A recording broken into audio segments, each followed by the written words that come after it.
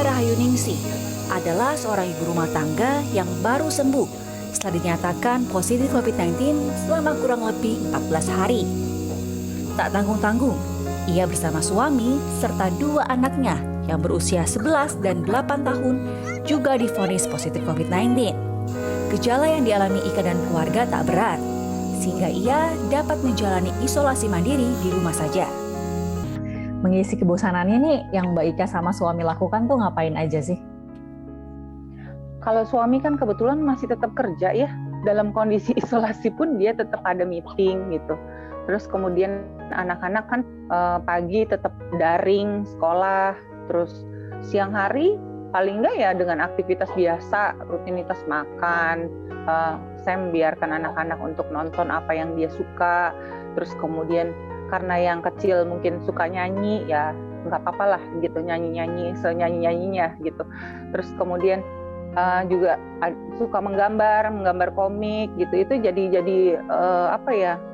jadi hiburan mungkin buat anak-anak gitu.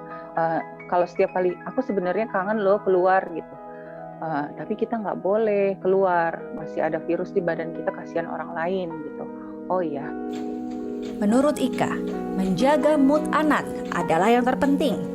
Ia dan suami pun selalu berupaya untuk menemani anak-anak sambil memastikan asupan gizi tetap tercukupi. Kalau penanganannya sehari-hari ya tetap makan dan banyak minum. Minum itu pasokannya saya dari jus ataupun air putih, air kelapa, semuanya pokoknya yang diberikan oleh warga itu kita kasih ke anak-anak gitu. Dokter spesialis anak, konsultan infeksi dan penyakit tropik, Nina Dwi Putri menjelaskan, seiring meningkatnya kasus COVID-19 pada orang dewasa, kasus COVID-19 pada anak tak dapat dihindari. Namun, orang tua yang anaknya mengalami gejala ringan tak perlu panik. Ada beberapa tips yang dapat diterapkan orang tua selama menjalani isolasi mandiri di rumah bersama anak.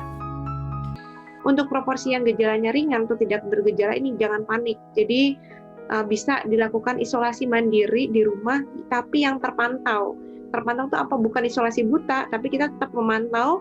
Caranya gimana? Orang tua bisa melakukan pemantauan yang ketat, misalnya dengan mengukur suhu, lalu mengukur kalau misalnya punya alat pengukur saturasi oksigen itu bisa diukur di rumah, dan juga yang paling penting mengukur asupan makanan anak atau asupan cairan sehingga tidak terjadi dehidrasi.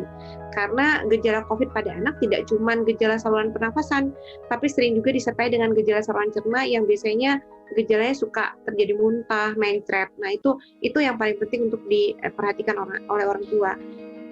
Data dari Ikatan Dokter Anak Indonesia per 18 Juni 2021 menunjukkan kasus konfirmasi positif COVID-19 pada anak usia 0 hingga 18 tahun mencapai 12,5%. Artinya, 1 dari 8 kasus COVID-19 adalah anak-anak.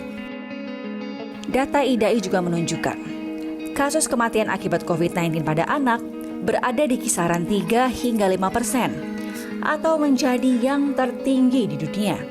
Prisca Dauhan, Bara Maestro, Jakarta.